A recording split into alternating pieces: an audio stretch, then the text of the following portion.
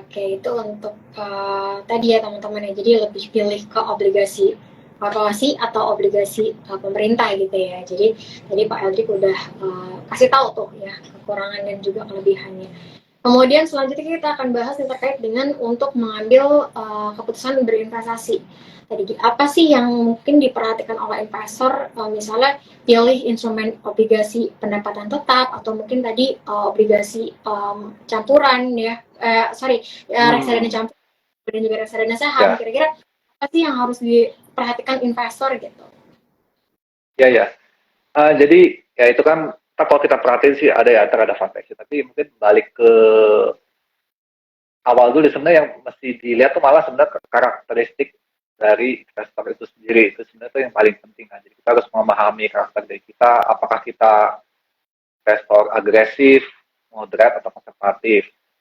Karena ini hal ini untuk menentukan persentase dari aset investasi Anda. Jadi maksudnya kalau nah itu cara tahu gimana tuh biasanya kan ada tuh kalau kita buka rekening reksadana gitu ya itu kan ada kayak ngisi visioner profil risiko ya. Jadi kan dari situ ngisi-ngisi, oh jadi tahu nih sebenarnya kita tuh agresif. Nah kalau agresif ternyata mungkin dari dana investasi saya tuh bisa 50% masuk ke reksadana saham, ya 30% ke obligasi, misalnya deposito. Gitu. Itu kan kalau yang agresif. Tapi kalau kata konservatif ya mungkin sahamnya kecil tinggal 10 gitu kan ya.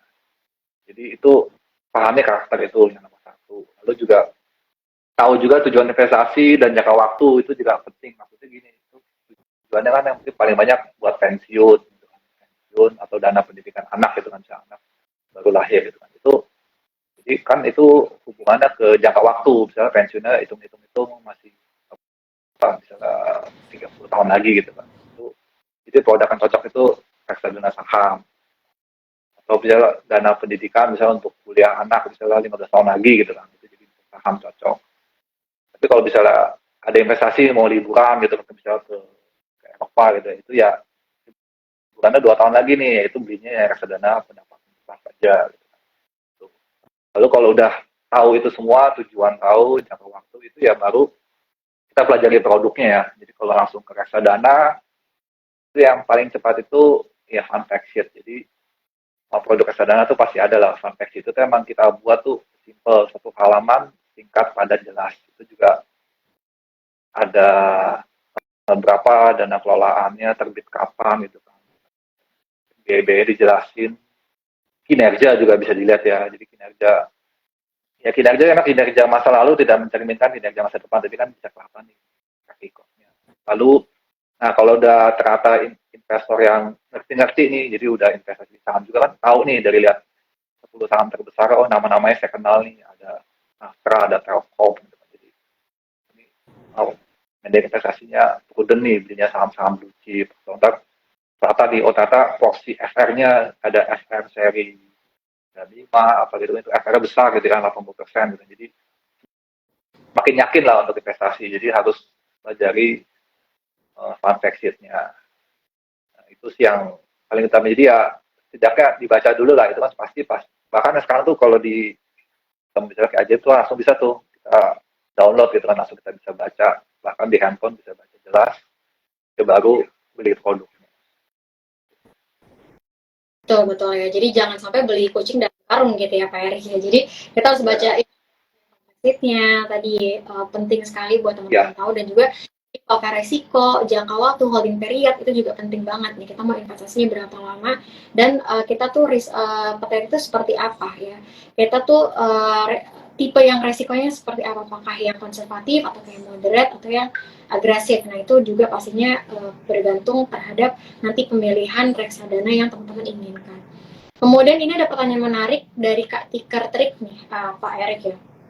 Selain suku bunga dan juga inflasi, apa yang menjadi tantangan dari tim Prospera Asset Management di tahun depan, baik di obligasi maupun di saham? Karena tahun depan tuh kan tadi kita udah bahas ya tahun politik, bahkan nggak cuma di Indonesia ya, tapi US pun ada election di tahun depan.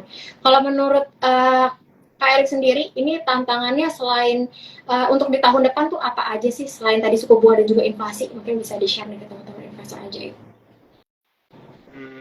Oke. Jadi tantangannya ya mungkin dari sisi domestik dulu ya. Domestik kan itu tadi ya kalau tahun pemilu ya mungkin kadang-kadang kan market kan ada bereaksi gitu ya terhadap hasil pemilu sesuai dengan harapan market pasar modal atau tidak, atau entar ternyata satu periode atau dua periode itu juga tantangannya ya, bisa jadi kan entar ketika maksudnya lumayan ketika dua periode dan juga semakin ya, seru gitu ya, entar market juga reaksinya bermacam-macam ya. Lalu itu mungkin dari lokal, lalu juga mungkin berkaitan dengan daya beli masyarakat sendiri, tapi harusnya tuh aman ya, karena tadi juga tahun politik sebenarnya lebih banyak dari globalnya tadi. Global itu kan tadi udah kita ya data-data kan tadi US ya, mungkin ya kalau ternyata ada data yang kurang bagus, kan kayak sekarang kan harga gold kan juga catat rekor gitu ya. Ya kenapa sih orang pada beli gold gitu kan? Apa mungkin mereka agak worry di China, karena data China itu kan lumayan nggak terlalu open gitu kan. Itu juga jadi tantangan sendiri karena China juga ya mungkin sekarang kita sebut kedua terbesar kali ya setelah US, itu tantangan juga. Lalu kerap dengan harga komoditas itu juga kan, itu kita kan ya termasuk negara pengekspor ya, itu juga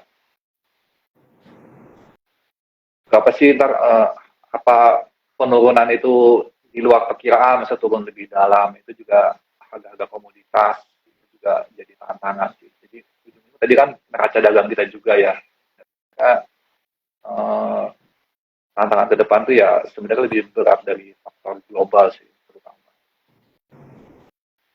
Oke, jadi untuk tantangan sendiri mungkin di tahun depan ya secara global ini yang kita mungkin nggak bisa proyeksikan gitu ya, Pak Erik ya. Jadi cukup volatile gitu ya. Dan ngomong-ngomong di tahun depan nih, ada nggak sih potensi US untuk resesi ini di tahun depan? Karena kalau kita lihat kan ekonominya udah mulai slow down gitu ya. Dan tahun ini kan diproyeksikan akan resesi. Tapi ternyata kalau kita lihat mereka punya strong ekonomi gitu kan, data untuk US sendiri. Ya, Tahun depan nih kira-kira ada nggak sih potensi resesinya US atau malah kebalik nih ya. ekonomi rebound di tahun depan? Mungkin bisa di-share nih view-nya. Jadi ya yang pertama sih segala kemungkinan tuh bisa terjadi, ya, termasuk resesi juga kemungkinan masih ada. Jadi ya tugas kita sebagai fund manager itu kita harus mengantisipasi ya beberapa skenario ekonomi ke depannya. Karena gimana kita monitor tuh data-data ekonomi bulanan, ya, data inflasi, labor, industri output, kebijakan moneter kita coba prediksi gitu ya. Tapi kalau data dari IMF ya, itu data terbaru bulan Oktober lalu, itu ada World Economic Outlook, itu sebenarnya pertumbuhan ekonomi US itu tahun ini itu sampai tutup tahun tuh perkiraannya 2,1%. IMF itu proyeksi itu 2024 US itu tumbuhnya 1,5, emang lebih rendah. Jadi artinya data-datanya US itu ya soft landing, jadi masih positif tapi lebih rendah aja. Sebenarnya kalau dari US sih data terakhir seperti itu ya. Oke, jadi tahun depan ya mungkin tadi segala kemungkinan ada ya teman-teman ya. Tapi kita lihat ya kan data ekonomi kan setiap bulan tuh keluar. Jadi mungkin kita bisa analisis Ya. ya dari jadi kita bisa melakukan atau kita mungkin bisa memproyeksikan saat nanti data ekonominya tuh keluar di setiap bulannya gitu ya. Kita bisa melihat dari labor rate, kemudian tadi baik itu unemployment rate, kemudian unemployment dan sebagainya. Jadi mungkin buat teman-teman semuanya karena market tuh sangat dinamis ya, pasti harus terus baca nih ya. Harus terus lihat nih atau harus terus sering baca lah at least di berita-berita gitu ya terkait dengan kondisi ekonomi global tuh lagi seperti apa sih gitu. Kemudian selanjutnya mungkin kita akan bahas terkait dengan gimana sih cara fund manager dari Prospera Asset Management tuh menjaga kinerja dari portofolionya gitu, dari reksadananya performa, dari reksadananya Prospera. Mungkin bisa di-share nih, apa aja sih yang dilakukan, mungkin bisa di rebalancingnya berapa kuartal sekali gitu ya, mungkin dan juga pertimbangan-pertimbangan untuk merebalancing portofolio tersebut. Jadi balik ya, jadi reksadana Prospera itu karakternya emang fleksibel. Jadi alokasi aset itu kita bisa ubah-ubah mengikuti kondisi pasar. Jadi kalau di tadi mungkin contoh di reksadana obligasi plus itu karena kita udah fokus nih di obligasi pemerintah, itu sebenarnya yang kita ubah tuh durasinya. Jadi kita beli tenor panjang atau pendek. Jadi harapannya ya, dengan expertise kita, MI itu dapat memberikan nilai tambah pada portofolio. Jadi cara kita jaganya yaitu kita tuh rutin melakukan pengawasan terhadap portofolio dan ya tentunya manajemen risiko ya. Jadi kalau secara harian itu kita melakukan tinjauan portofolio tuh itu oleh fund manager untuk produk-produk yang dia tanggung jawab dia gitu. Nah kalau di mingguan itu jadi kita udah pantau harian, kita pantau mingguan tuh kita tim investasi, kita ada tim bertiga itu kita bersama direksi kita analisa tuh kinerja mingguan gimana, alokasi aset itu seperti apa. Itu kita lakukan setiap minggu dan kalau bulanannya kita ada evaluasi itu sama tim komite investasi lagi. Jadi ada beberapa tim komite kita meeting ya gitu ya, kita meeting itu kita lebih komite kasih ulasan makro, kita bahas sektoralnya, bahas kinerja bulan demi bulan, kita lihat nih tingkat likuiditasnya di mana, lalu 20 posisi aset terbesar itu semua tuh diulas tuh jadi di meeting itu. Jadi ya gunanya kita lihat harian, mingguan, bulanan tuh ya biar kalau ada yang sedikit nggak sesuai ya kita kan fleksibel ya, jadi kita langsung adjustment portofolio lagi. Jadi harapannya selalu terjaga lah kinerja dari reksadana.